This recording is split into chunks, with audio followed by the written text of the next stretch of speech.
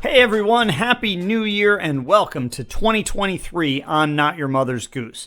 We are back with more sarcastic recaps, fake fairy tale news, Rapunzel's jukebox songs, and of course an inexhaustible Costco-sized barrel full of little red hen jokes.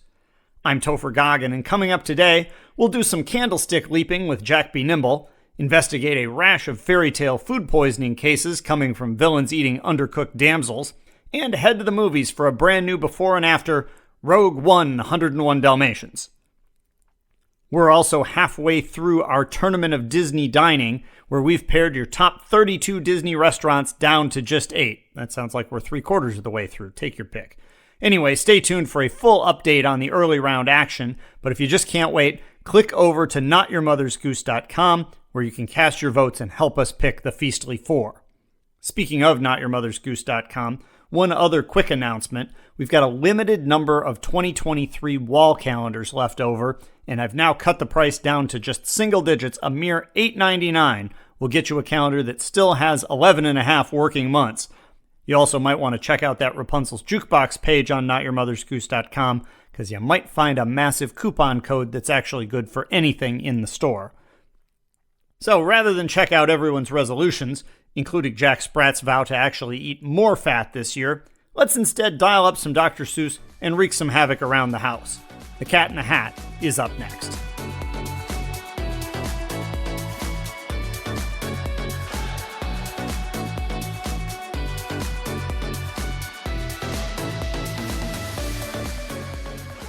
The Cat in the Hat.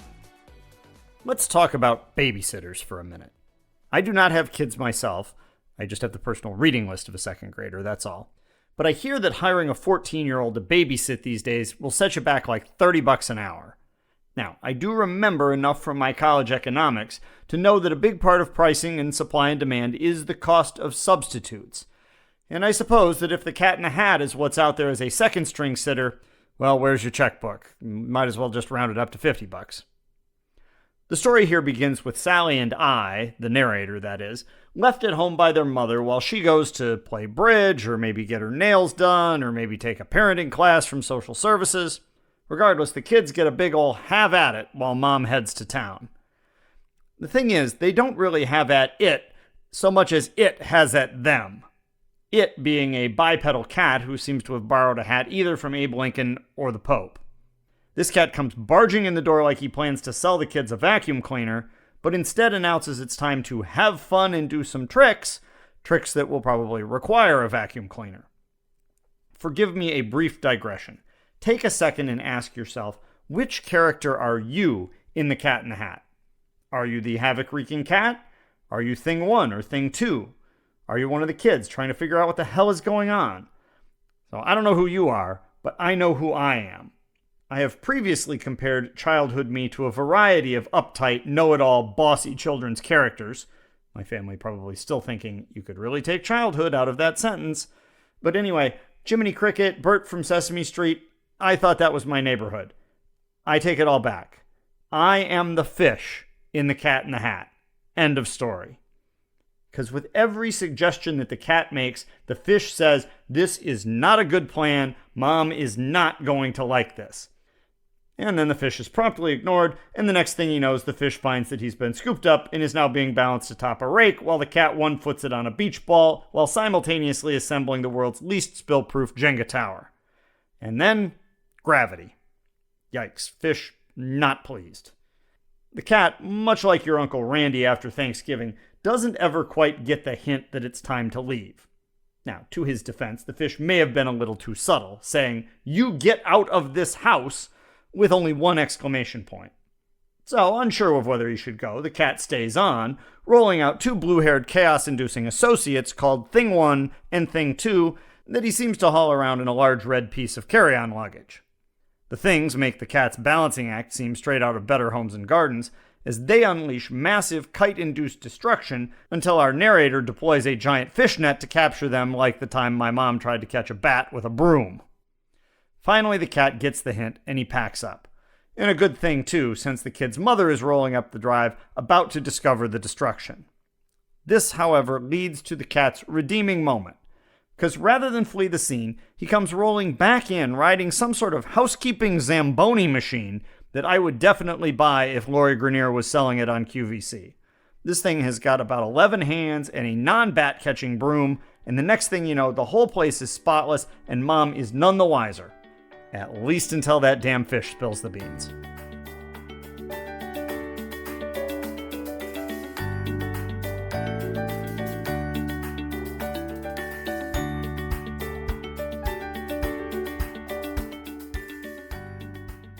It's a new year, and that means new news. Not accurate news, just different wrong news. Here are your latest headlines. Lady and the Tramp filming delayed as cast comes down with case of fleas. Troublesome 6-year-old climbs on bear at zoo, tells mother she's on top of Old Smoky. And as the kids now head back to school after break, excitement has already arrived. Ursula, a controversial guest at Career Day. A parents' group at King Triton Elementary is up in arms, or tentacles or something, curious as to whose idea it was to book Ursula as their keynote speaker for Career Day. The famed singing octoperson swam into school last Thursday, where she was greeted by a packed auditorium of youngsters anxious to watch her How to Become a Sea Witch presentation. Ursula inspired the audience with tales of the joy she's gained from helping the poor unfortunate souls of her community, then moved straight into practical tips ranging from the benefit of hiring competent staff to never forgetting the importance of body language.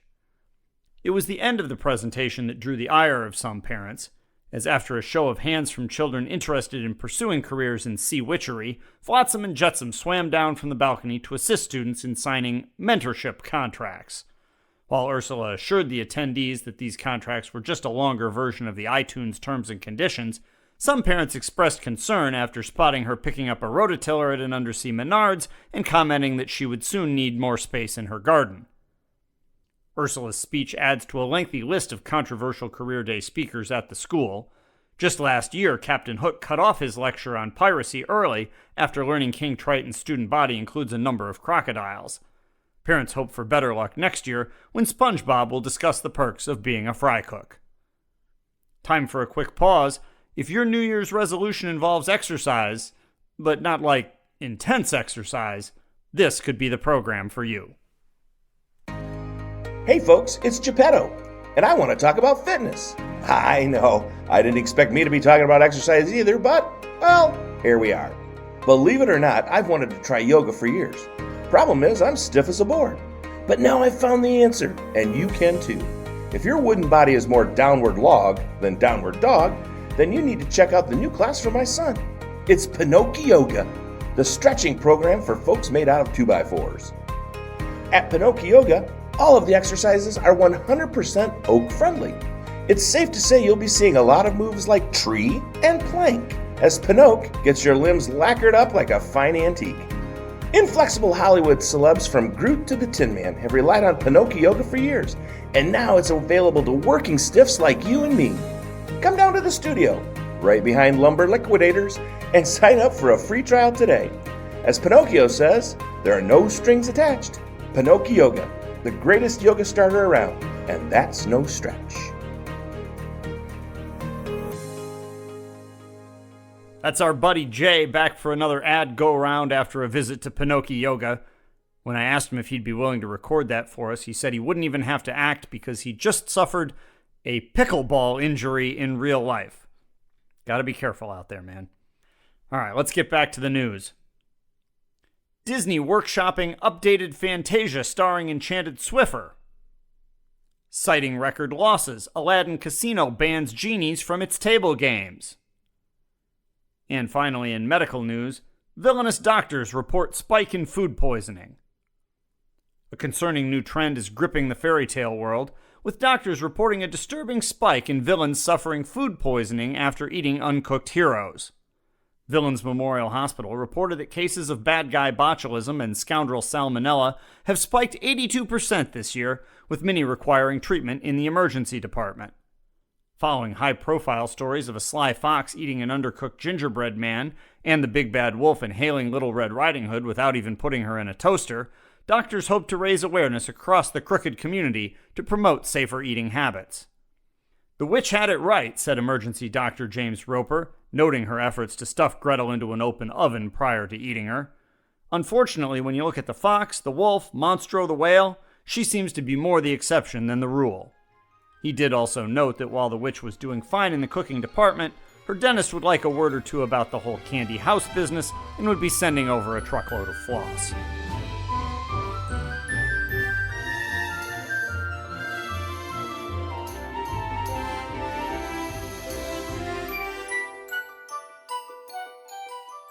Alrighty, it is time for the reason that half of you are here, which is for an update on our exciting tournament of Disney dining. We started 2 rounds ago with 32 Disney restaurants. We are down now to the final 8 eateries.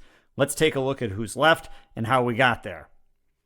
First of all, I need to let you know that I'm recording this on the evening of Wednesday, January 4th. I'm actually headed to Disney this weekend, so perhaps I can scout some of these restaurants. But that means I have to go off how the results appear they are going to work out. So there is a possibility you're going to get a garbled follow-up message recorded on my phone after this if things look differently come Sunday when we actually close the voting. We shall see.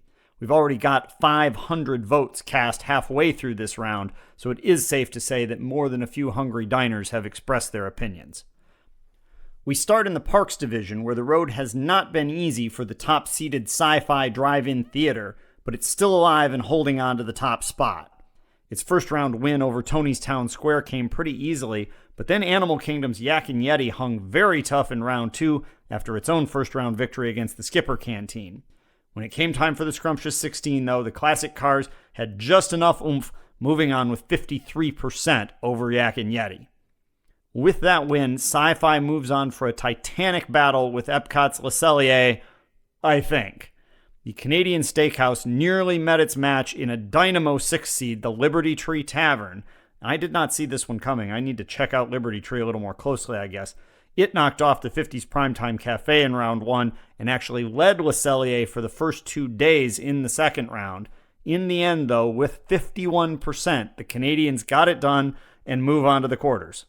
Unless I come back on at the end of this and say that didn't actually happen. I am a little more confident in how the results are in the quick service bracket, where the last 2 mobile orders can be picked up at Pecos Bill's and the Flame Tree Barbecue. Despite being a 5 seed, Flame Tree has turned out to be a juggernaut, demolishing the Satuli Canteen in an Animal Kingdom battle to start things out, then wiping out top-seeded Woody's Lunchbox in the second round. Pecos Bill, on the other hand, got into a shootout with Sam Eagle, but did survive round 1 at 57%, and then knocked off Casey's Corner 55% to 45% in the second round. Casey had previously taken out Sunny Eclipse at Cosmic Rays, but just didn't have a second upset in its arsenal. Out to Disney Springs, it's been a bizarre ride for the Boathouse. It's one of the busiest restaurants in America, and it barely got out of the starting gate, getting only 51% of the votes to beat Raglan Road in the first round. Then, after all of that drama, it came back with a rout, absolutely destroying Morimoto Asia with over 70% support in round 2. Up next is the number 2 seed, Chef Art Smith's Homecoming, probably. Homecoming's lead as I write this is a mere 11 votes, but it does look like it will hold on over the Polite Pig to battle for Disney Springs supremacy this week. Finally, we go to resorts. I knew from the nomination process that Ohana at the Polynesian would be tough to beat here, and that has proven correct so far with easy wins against Chef Mickey's and Beaches and Cream. That earns a matchup with our lowest remaining seed in the whole tournament, which is the Whispering Canyon Cafe from the Wilderness Lodge. Whispering Canyon has been the bane of the existence of the Contemporary Resort in this tournament, taking out the California Grill and Steakhouse 71 back-to-back. That is where we are, pending any revisions. 8 dining destinations ready to fight it out to be named number 1. The recap, we've got Sci-Fi against Le Cellier, Pecos Bills versus Flame Tree, the Boathouse versus Homecoming, and Ohana versus Whispering Canyon. To vote, just head over to notyourmothersgoose.com. The ballot is right there waiting for you. We've got quarterfinals this week, the Feastly 4 next week, and then the championship round starting the night of January 22nd. After that, come back here for our next show January 31st, We'll recap the action and tell you which eatery reigns supreme. It's the Tournament of Disney Dining on Not Your Mother's Goose. Vote today.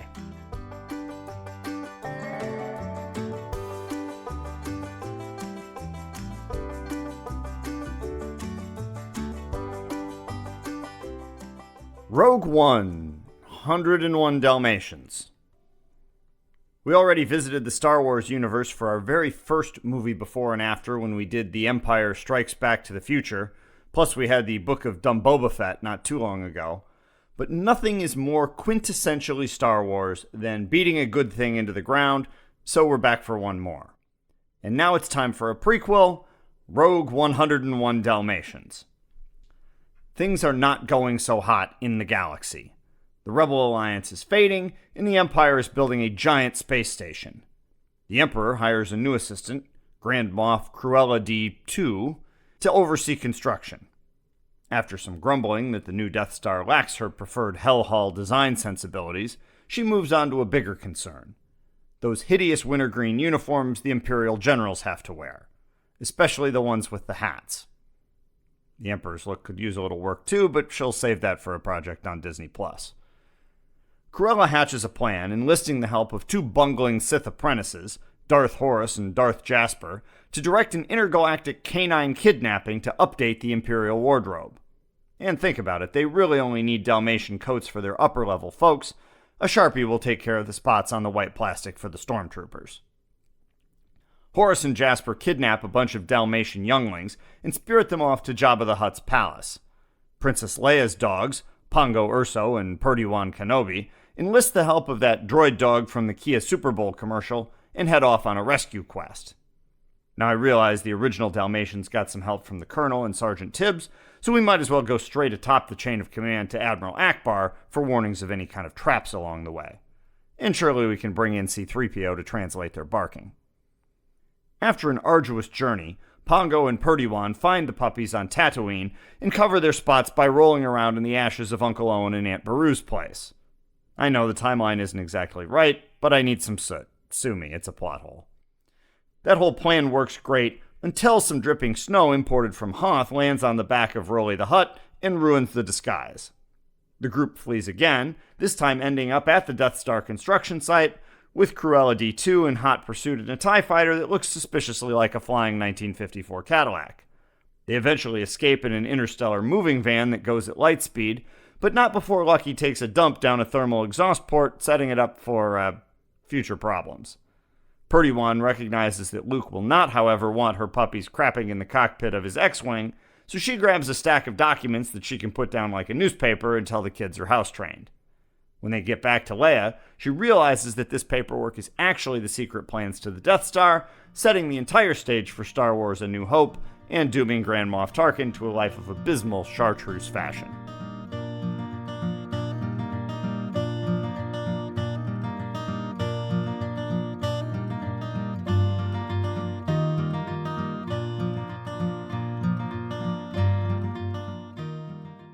Jack Be Nimble. Just a few quick thoughts on our friend Jack Be Nimble here. Jack be nimble, Jack be quick, Jack jumped over the candlestick. And we're done. You know, I always thought this was one of the big nursery rhymes, but if we're being honest, there is not a whole lot here.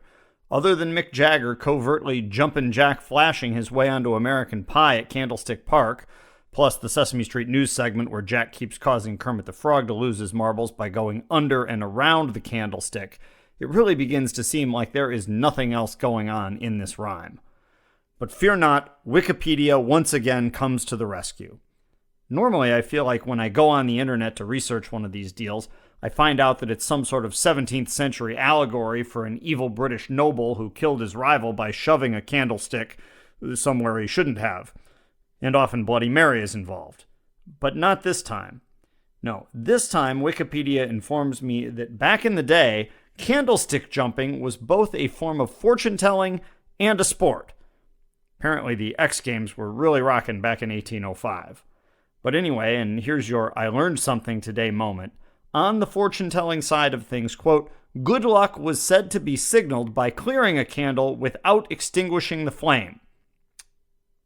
Okay, That is interesting. I would figure that the main sign of good luck would be clearing the candle without lighting your butt on fire or having any methane-related incidents.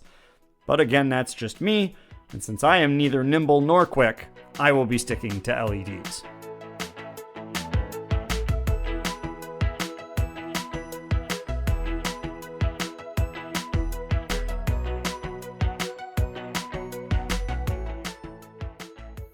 Before we finish up today, it's time for the part of the show I like best, when we spin up a tune on Rapunzel's Jukebox.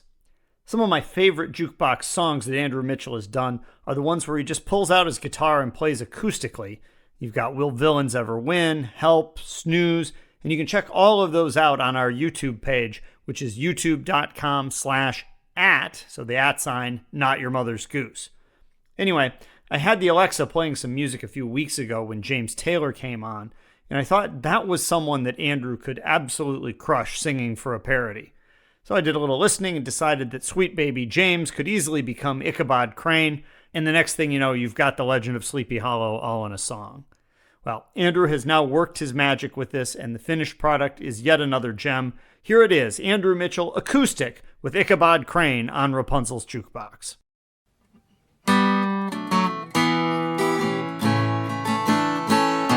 There is a man named Crane, a schoolman who's strange. Katrina Van Tassel he wants for a companion.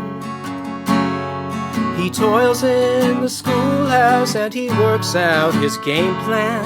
Heads for a party, his future to change. And as the moon rises, these stories are fire. Ditches all the women to lend Brom his ear. In front of his eyes, his composure gets dire, and soon every whisper increases his fear. As Brom's thinking, whoa, hold my beer. How's there a headless horseman? Right away, Ichabod Crane. Got some bad news, but it ain't you she'll choose. Won't you take your horse over the streams and ride away, Ichabod Crane? Now the last of October, the wind it did blow